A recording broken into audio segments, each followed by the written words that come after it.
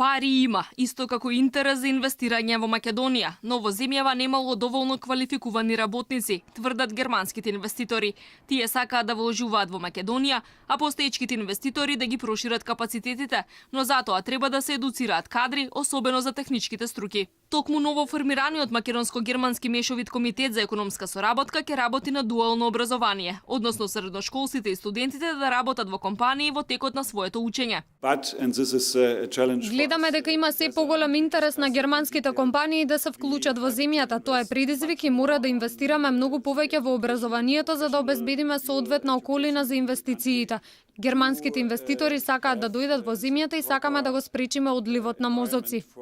Не само во образованието, туку двете земји преку мешовитиот комитет ќе работат на зголемување на трговската размена меѓу двете држави, како и во изградбата на инфраструктурата.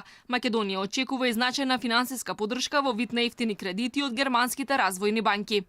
Втората област на која што ќе работиме е областа на подобрување на инфраструктурата, и тоа значи во областите кои што се важни за животот и квалитетот на живот на граѓаните на Република Македонија. Тука очекуваме поддршка и од финансиските институции, од германска страна, пред се од KfW банката.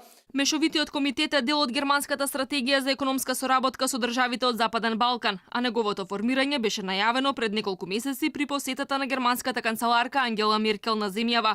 Од владата најавија дека до крајот на годинава очекуваат да дојдат неколку германски економски советници. Германија е најголем трговски партнер на Македонија со обем на трговија кој достигнува 40% од вкупната размена со странство. Во германските компании во земјава работат скоро 20.000 македонци.